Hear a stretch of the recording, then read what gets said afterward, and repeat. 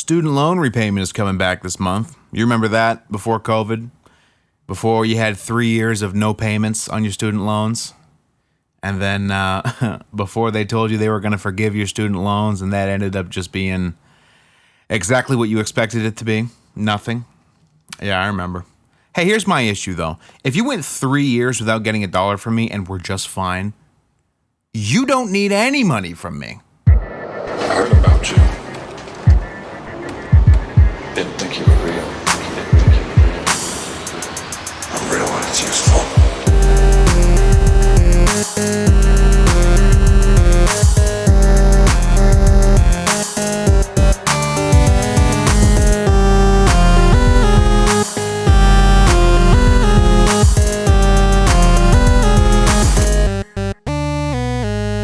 Real talk. I want you to picture this. And I know you can because it's probably very easy to picture. It's Friday night. The work week is over. You don't want to go out. You don't want to go downtown. Maybe you're too old for that. Maybe you're too young for it. Maybe you just don't want to. You want to stay in. Either by yourself, with your kids, with your significant other, with your roommates, with your dog, your mom, whatever. You want to stay in? You want to have some good food? You just want to watch a movie. One you've seen, one you've never seen. Doesn't matter. Let's find something. You pull up your smart TV, because let's face it, we all got smart TVs now. You hit Netflix.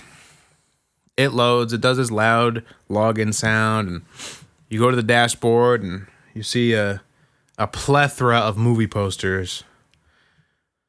You start clicking through. You start browsing through. You see your list. You see your critically acclaimed, spooky fun for the family, romantic drama, whatever. All your areas and all your lists of things you can watch tonight. You don't know what you want to watch. You just know it when you'll find it. You look at the top 10 most popular, and you notice that 7 out of 10 of them are marked Netflix original. You say. Interesting coincidence that 7 of the 10 most popular movies on Netflix are ones that Netflix wants you to watch, but, you know, I digress. You spend about 20 minutes, 30 minutes even, browsing through all of them, all the things. You see the abundance of Transformers movies. You see Spider-Man 3. You see 13 going on 30. You see Stranger Things. You see all these things that you know and are familiar with and have been on Netflix, rotating in and out for years. Wednesday, maybe Breaking Bad, Tiger King pops up. Oh, remember that? Ha ha ha. And the more you go through it and the deeper you look into the lists, the more you realize that all the best things are at the front of the list. And it's really inflated with Netflix originals. Nothing strikes your fancy. Whatever. 15, 20 minutes down the drain. Let's hop over to Hulu because you got Hulu. Log in, same thing. You got all the TV shows, all the FX on TV shows. You see some Alien movie. You see Predator. Maybe you see a Terminator movie because you know they got all the Fox movies. You see Family Guy, Rick and Morty, Bob's Burgers, King of the Hill. You know, you love all that. But you're not really wanting to watch that right now. You're trying to find a movie. Hulu doesn't have a lot of movies to choose from, and the ones that they do have that are good, you've already seen. Well, that was a wash. Let's hop on over to the next best thing. You sign on to Max, or HBO Max, or HBO Max Discovery Plus, whatever. Who cares? You know what I'm talking about, the purple one. Log on to that. What do they got? You see a bunch of DC movies. You see all the Harry Potters that you've seen over and over again. You see some good stuff. You see some Adult Swim stuff. See a lot of Cartoon Network things for kids, but none of them are really interesting. None of them are what you want to watch, and the good ones you've already seen. You browse the horror section, you realize there's about 5 titles you recognize and 30 you don't. All right, one last effort. Let's hop over to Paramount Plus, because you got that too. Paramount Plus has literally nothing. It's got Nickelodeon, and that's it. What a waste of time. Let's hop over to Peacock. Oh, all right. Peacock, The Office, Parks and Rec, Halloween Kills, and that's it. All right, well, that was a waste.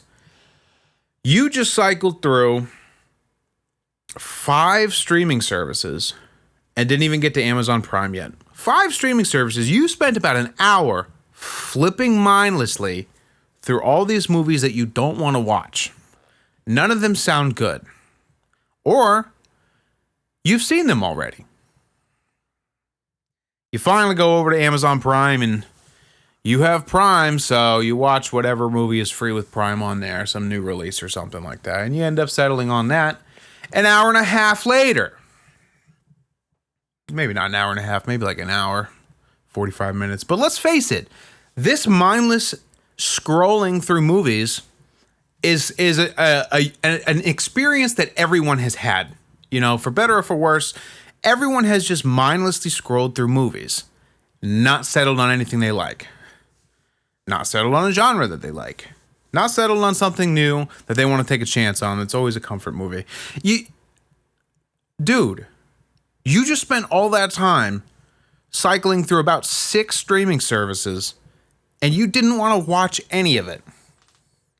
You want to know what the real kicker is? The real kicker isn't that you just wasted an hour of your Friday night. The real kicker is the fact that you just paid somewhere around $75 to $100 a month to have the ability to do that. Remember the joke from Fairly Odd Parents about how in the future there will be 1,000 channels but nothing to watch? We're there. We're in that future now. You are paying a monthly subscription to browse through things you've either seen before or don't want to watch, just for the sake of having it available to you. That sounds awful. Now, if you're not paying for it and you're logged in under your parents or your child's or your siblings or your significant other's account on your TV at your place, and you're not, and you're just getting that free streaming services so many of us have done for years, your time's up. Netflix is finally wising up after a decade of sharing and acknowledging that people share a password. They finally won't let you watch someone else's Netflix on your TV. So you gotta have your own account to watch Netflix on your TV. If you're like me, that's the end of Netflix.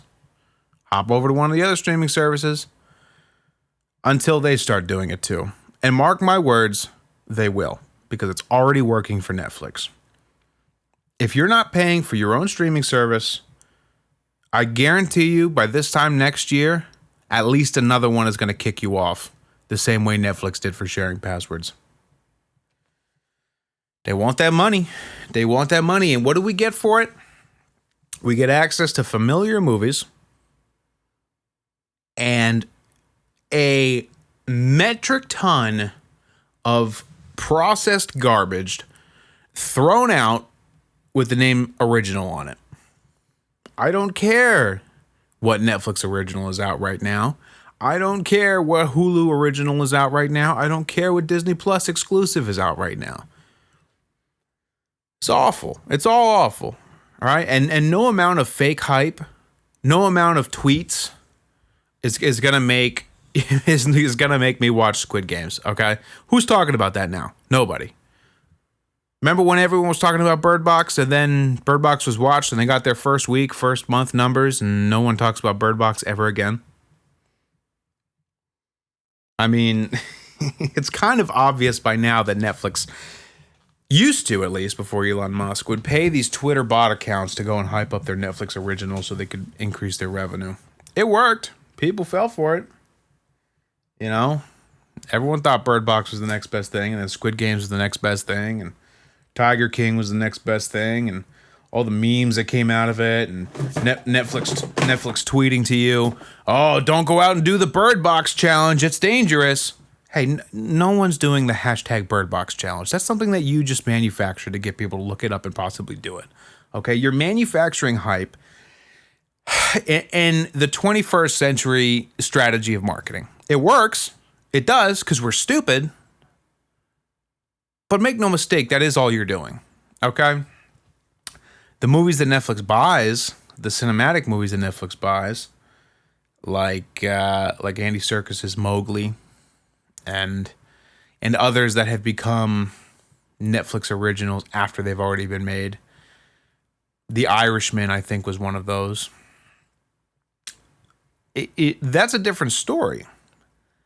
But Netflix, you're producing this fast food movie culture where we just consume, and you can only get it from there, and you know, you pay for it and you get it and you watch it and you realize it's a very forgettable movie. Other services have started copying it too. Hulu's got their originals and Paramount Plus has their originals, and they're all just A-list actor doing a moderately high budget thing. It's garbage, man. There hasn't been a good streaming service original. So, under the understanding that none of the Netflix originals, none of the HBO Max originals, none of the Paramount originals, none of the Amazon Prime originals, none of these matter. I don't care how much you like Yellowstone. It's not worth paying for Paramount Plus. Okay, Stranger Things? Yeah, we love Stranger Things, but I guarantee you when the next season comes out, there will be another way to watch it. Streaming services are a money pit. I don't know why people pay for them anymore. Scratch that. I do know why people pay for them. It's because it's convenient. And it's a little bit of gambling, too, because you never know what's going to pop up. There's always a good feeling like, ooh, let's see what's on Netflix now. But no, man. It's never anything monumental. And when the new releases come out, yeah, that's cool. But you don't need a streaming service to do that.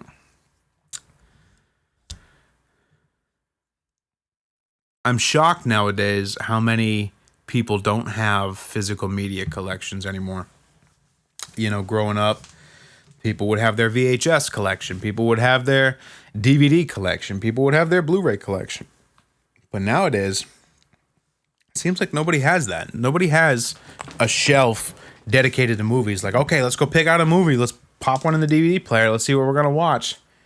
It just seems like such an old head thing now, and it shouldn't be, because if we rely on streaming services so much, I mean, when that's gone, and mark my words, they will be gone, what do we have? We have nothing to show for all that money that we spent. I mean, it's just crazy to me to not have physical media nowadays. I mean, my Blu-ray shelf, my Blu-ray and 4K shelf is massive. I've got every movie I could ever want to rewatch on that shelf. And if I ever lose internet, or the streaming services that I'm not paying for finally kick me off for using a shared password, I'm set. I got every possible movie I could want to watch on that shelf in there right now. I can watch without internet. Other people don't have that. You know, and it's almost scary.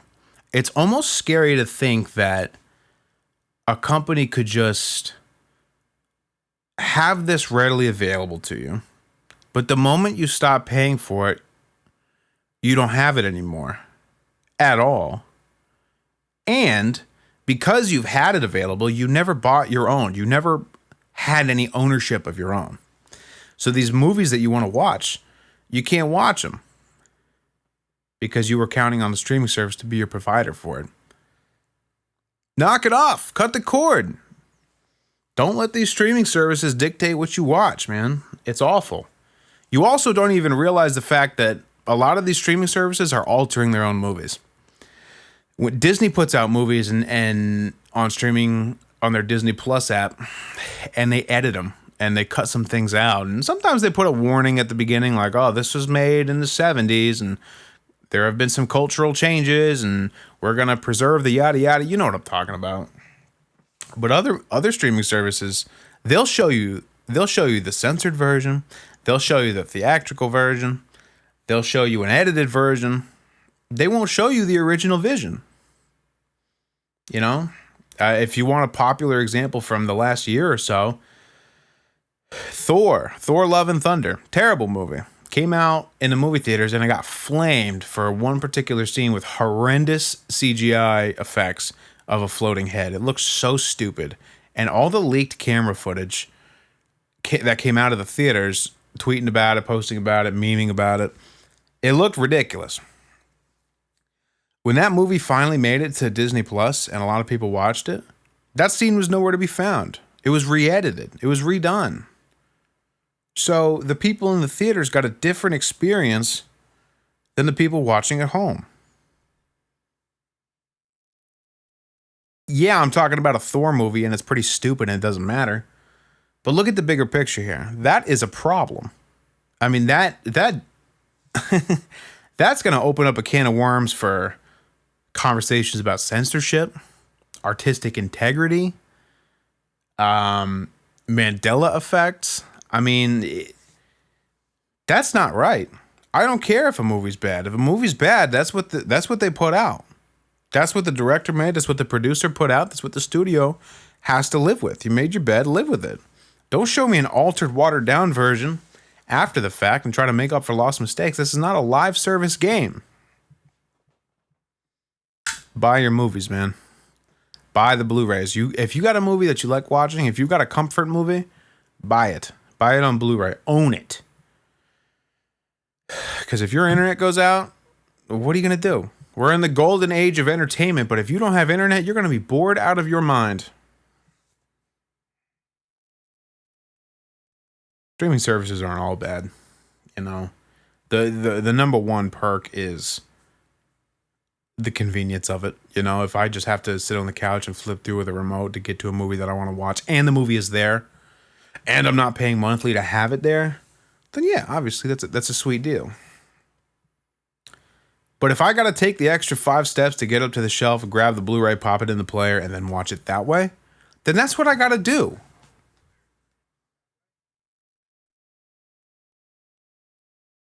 Too many of us are relying on streaming services and counting on them always being there and forking over our money for the convenience of having them there and not even utilizing it the way we should. You know? Like... And forget about you losing access to the streaming service. Let's take a look at what happens when a streaming service loses access to one of its movies. I mean, imagine that you've been paying for HBO Max for 2 years. 12 months a year, 24 months have gone down. Let's just say, I don't know. Let's just call it, what's HBO Max going for? I don't know. Let's call it $12 a pop. $12 a month for 24 months is $288. $288 you have now given to Warner Brothers for the convenience of having all the HBO Max titles at your disposal when you're ready to watch them. Okay? $288 later, you finally get the urge to watch the original Terminator by James Cameron. You don't have it on Blu-ray. You feel like watching it. Or maybe you have a visitor over your house says, we got to watch it. You go to watch it. HBO Max doesn't have it. HBO Max has always had it. But the one time you want to go watch it, it doesn't have it. Great. Glad I paid $288 to have it on hold for me. Could have just paid $12 2 years ago and had it since then. I don't know. If it sounds like I'm bitter, I'm not bitter. It's such a sham to me. I don't like it. And I even more don't like it because the streaming services, they're not just bad for your wallet. They're bad for the movie industry altogether. Streaming services are going to lead to the collapse of movie theaters in the next 5 years, I think. We already started to see that when the pandemic hit and everyone got their streaming service out the door so that all these theatrical releases that no one was going to see because of germs, you could watch at home or you could rent it at home. 3 times the price, maybe. But that's what you could do. Nobody ever really grew out of that. You know, if I hear it way too much now that why would I go to a movie theater and pay $12 for a ticket and $12 for a bucket of popcorn when I can just sit at home and wait for it to come to streaming 2 weeks later or 4 weeks later or whatever it is. And I think that's the most idiotic argument I've ever heard in my entire life when in regards to movies and money. That's so stupid to me. If you say that, you need to shut your mouth, okay? You're not paying to go to the movie theater for the film. You're going for the experience. Maybe you want to go on a date. Maybe you want to go on a fun trip with your buddies. Maybe you just want to go alone. I mean, dude, some movies, you want to go see Avatar: The Way of Water on your smart TV, buffering from Wi-Fi while someone's using it in the other room. Low pixels, not as good a quality as it could be. And you want to pay your monthly fee and sit on the couch and watch it that way? That's fine. I'm going to the theater. I'm dropping my $12 on a ticket. I'll get my popcorn and I'll watch it on a massive screen bigger than my apartment. Because that's the way it should be. I'll listen to it on great speakers. I'll have the experience. I'll make memories. Going to the movie theater is just as exciting now as it was as a kid. Watch some awesome trailers beforehand. It's a nice 3-hour chunk sitting in a dark room, watching a new movie you've never seen before, experiencing it as loud as possible, and just escaping from the world outside. I don't ever want to hear that disrespect to movie theaters again. Yeah, it's overpriced, but dude, a current movie ticket is like $13. You're paying that right now to have Stranger Things available at all times and not being watched. Just go see a damn movie. Having new releases come to streaming services right now is leading to lower box office results. We saw a disastrous box office summer this year, 2023. And I don't even blame the pandemic now. I blame streaming services. It's just the worst. I mean, and I'm guilty of it too. I mean, some movies that I'm not like ultra passionate about, I'm not going to go and pay for, but I wasn't going to do that anyways. You know, I wasn't going to go see the new Indiana Jones movie in theaters. I wasn't going to go see some of these other movies, but some of them I might have, like Black Adam. When Black Adam came out with The Rock, if streaming services didn't exist, I probably would have ended up going to the theater to see it. You know, and I probably wouldn't have liked it, but because it came out on streaming services, I did the thing, man. I did the compromise. I said, I'll just watch it when it comes to HBO Max. A lot of people did that with The Flash. A lot of people are doing that with Mission Impossible. It's heartbreaking, man. It's killing the theaters, and it needs to stop. Pretty soon we're going to lose movie theaters. They're going to go the way of the drive-in theaters. In favor of what? In favor of a monthly subscription to whatever the company says you can watch at this time? Ridiculous. I'll still buy the Blu-rays. I'll still buy the 4Ks. I don't care.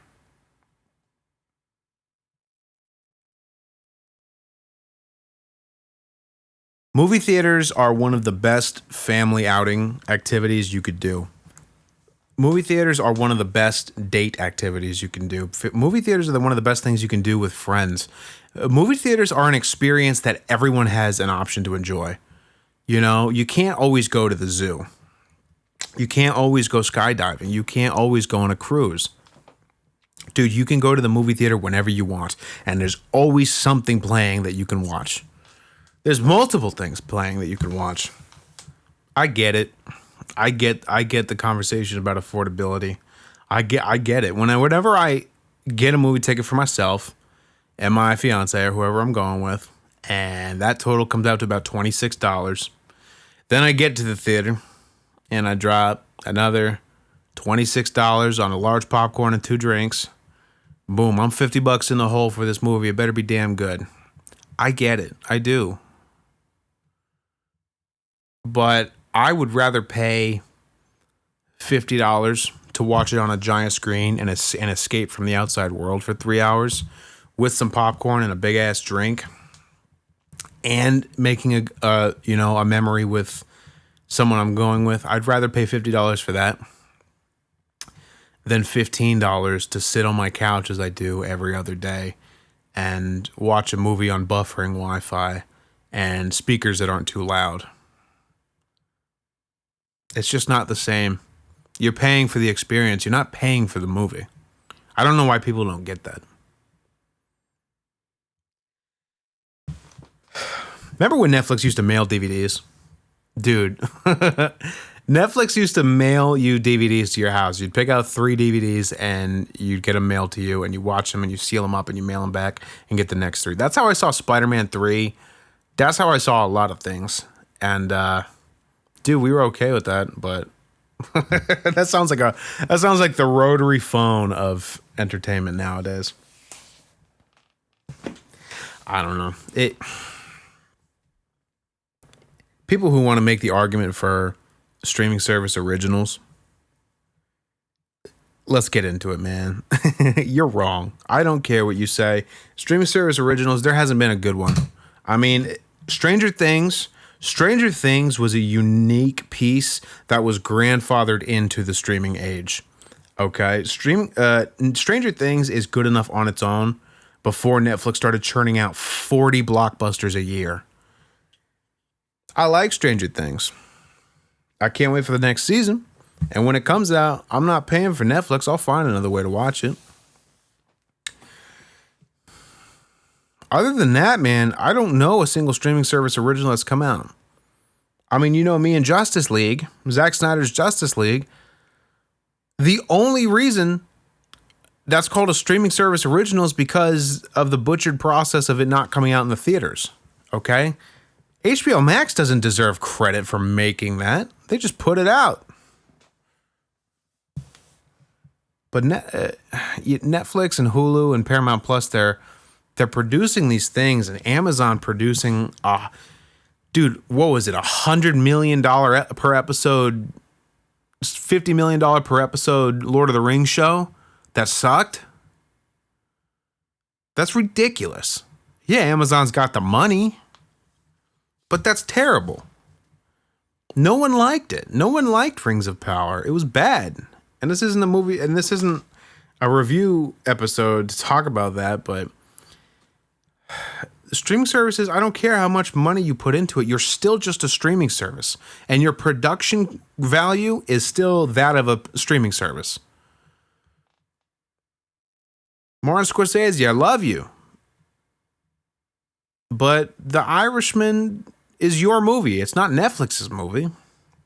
He's got another one coming out, Killers of the Flower Moon. And it's suffering from the branding. You know, that looks like a blockbuster epic. That looks dope. Could be one of Scorsese's best. But you got Apple TV Original on it? Apple TV Original, really? You could give me $1,000 filet mignon, and just putting an Apple TV Original on it is like wrapping it in a Burger King wrapper. You're just immediately putting it in a league far below what it should be. It's doing it a disservice. Hulu had a sleeper hit last year, Prey, in the Predator universe. Hulu put it out. It was a smash hit. Hulu doesn't deserve credit for that. That was Fox's movie. That could have been in the theater. It should have been in the theater. If it was, it would have been successful. But Hulu is just absorbing all this credit for a blockbuster theater experience that they put out on a streaming service. It's just not fair.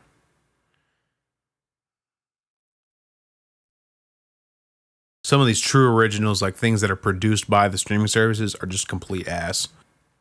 You know, there was a Mark Wahlberg movie came out on Paramount Plus. Infinite or Infinity or something like that. They look like a stereotypical Mark Wahlberg movie, but I mean, it's a stereotypical Mark Wahlberg movie. I don't care how good it would be. It's still just a streaming service original movie. It has the production value of that. And I don't care how many A-list actors you get in it.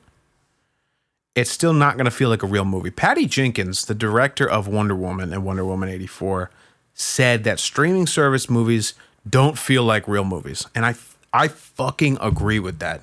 They don't feel real. They feel like they feel like They feel like when IHOP tried to rebrand itself as a burger restaurant, you know, streaming service movies compared to real Hollywood blockbusters you see in the theater, it's like the difference between a Taco Bell taco and an actual like Mexican restaurant taco. Like it's a fraud.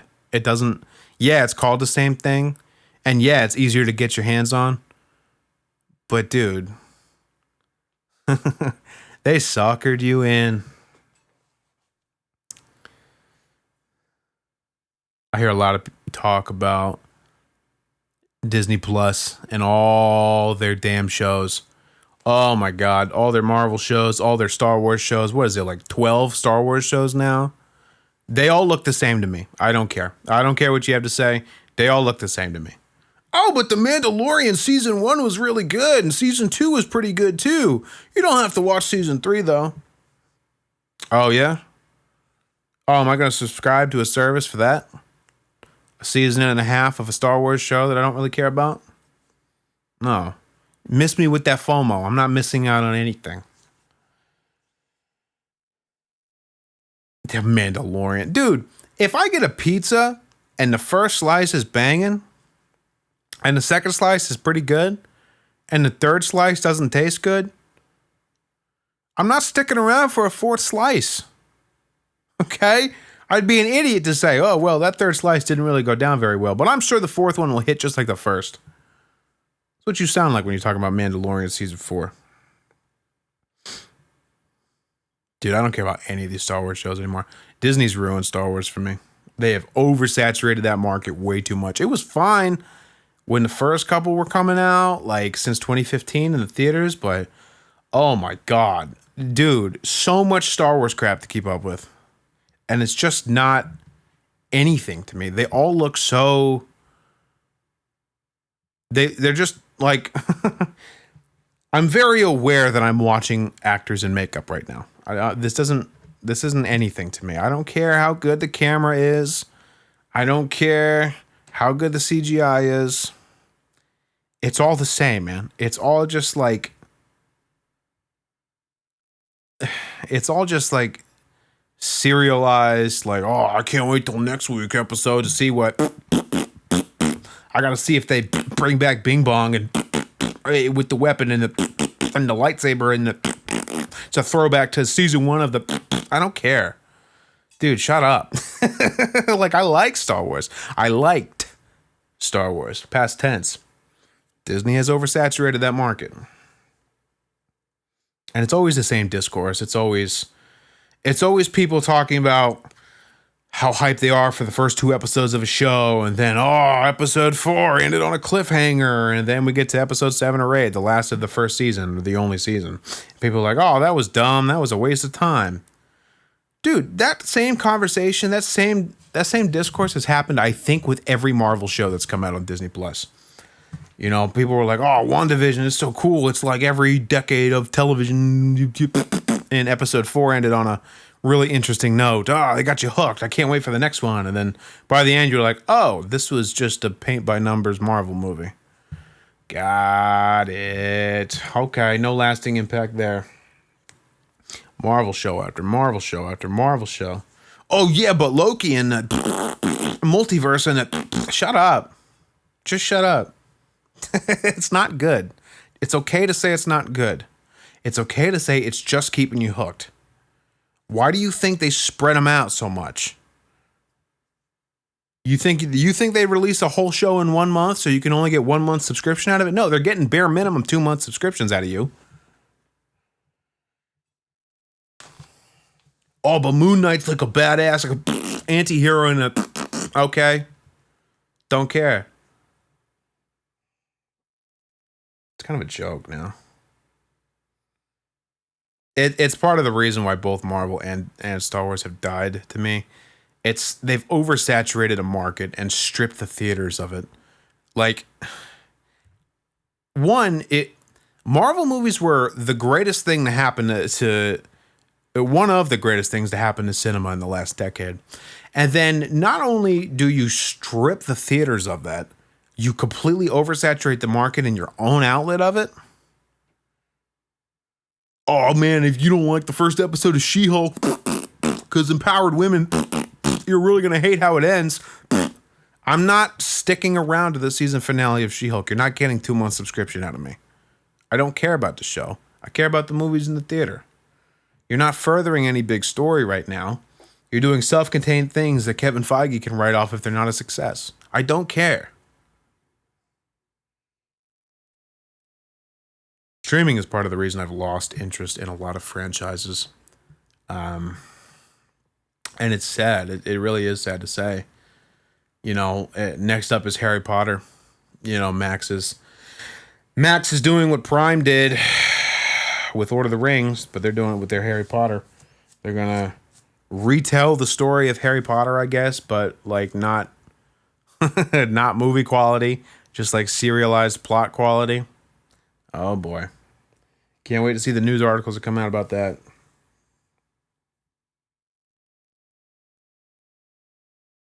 I don't know, man. I really don't like streaming services, and I don't like there's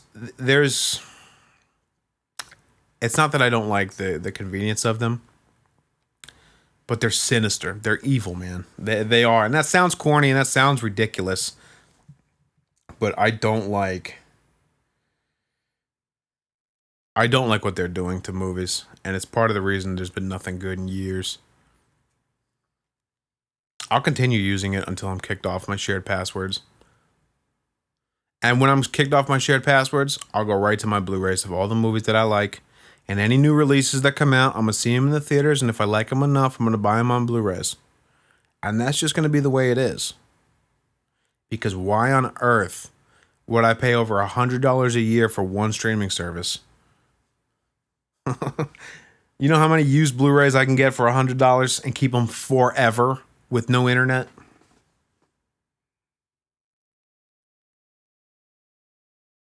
Streaming service culture has affected more than just movies too.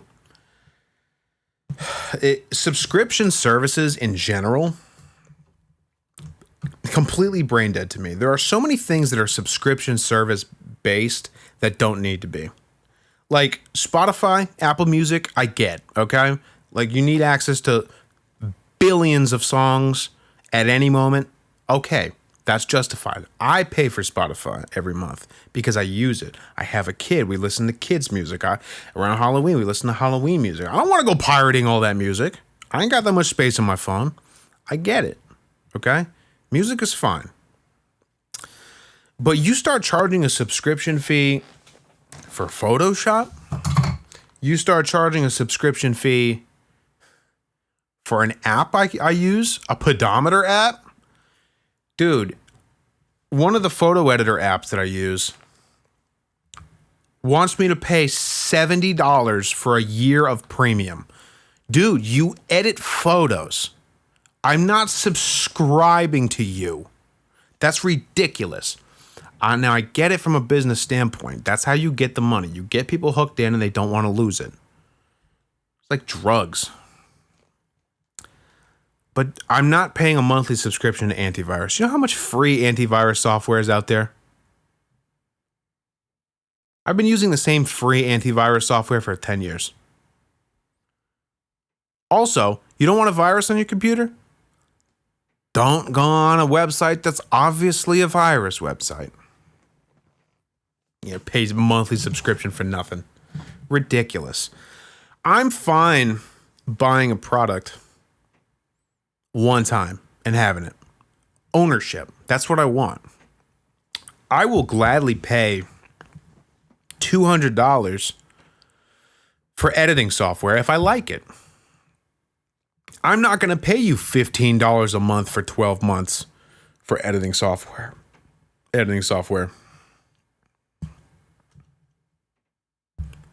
That's idiotic. Give me the product that I paid for. I don't want a service. I don't want to have nothing when I decide I don't like you anymore. I buy your product. You give me your product. I do not buy your permission to use your product until you tell me no.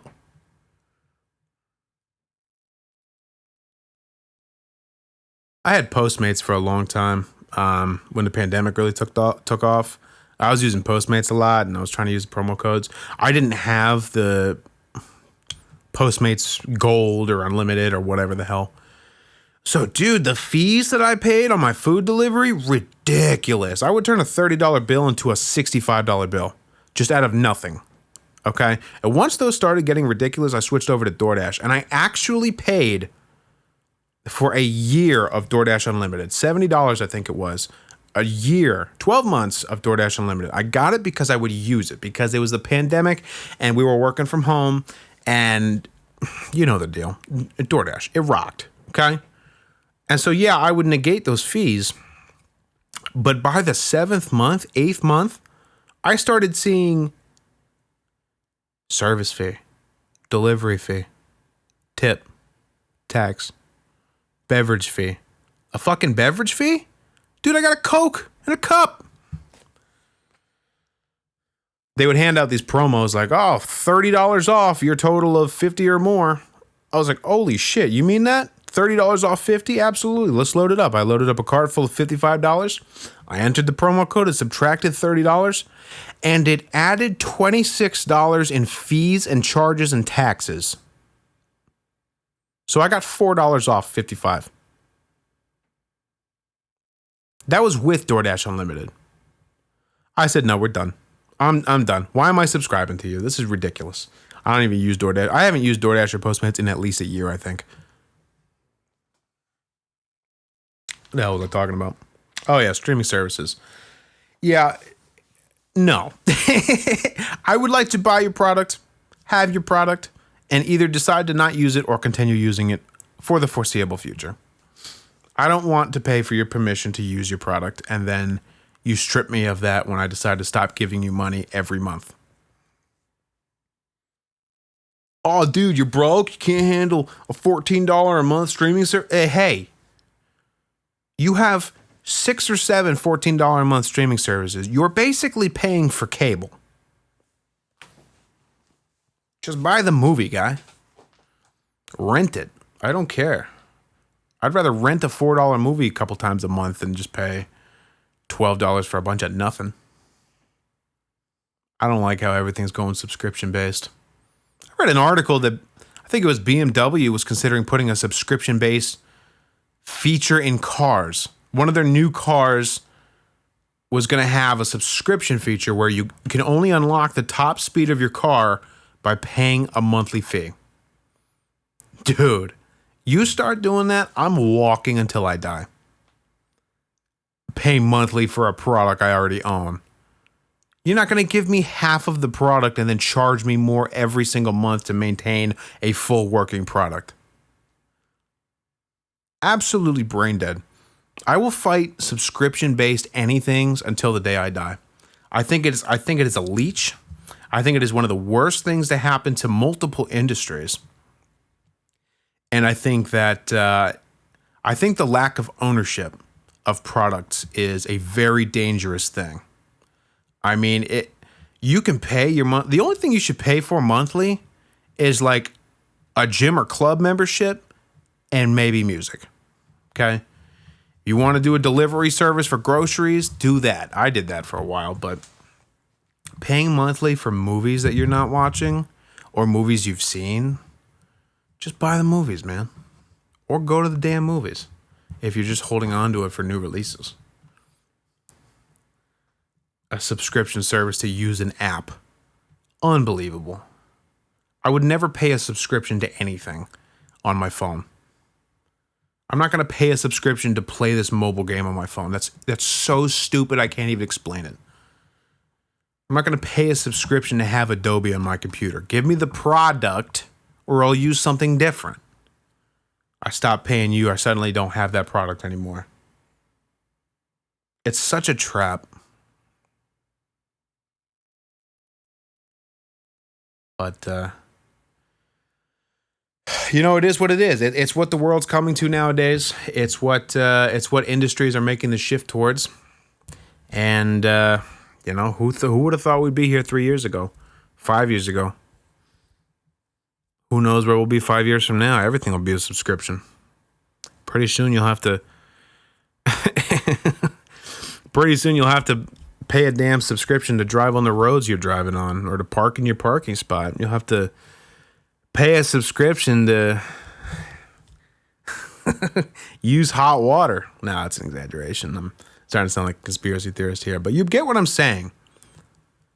Subscription-based anything, subscription-based luxuries are stupid.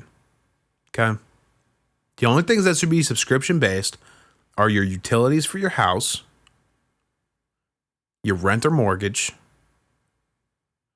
your gym membership, and maybe one other thing. But you start tagging on all these subscriptions, no. It's a trap. You're falling for it.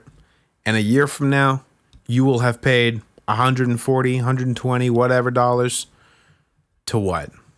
Use that app a couple times a year to have it ready when you wanted it? No. Nope. Not for me. But if you are feeling like subscribing, go ahead and subscribe to us. Low-hanging joke. You know I couldn't go without making it. But anyways, I am the real Clemente. And for a measly $12 a month, you can continue listening to me rant about something that I really don't need to be ranting about. Actually, you know what? No, I'm going to give it to you for free. You can have it for free. You don't have to pay me. You don't have to subscribe to have this stuff readily available. It is readily available for free. I love you guys. And it feels so good to be back. Real talk, baby. Stop with the streaming services. Until next time, it's been real.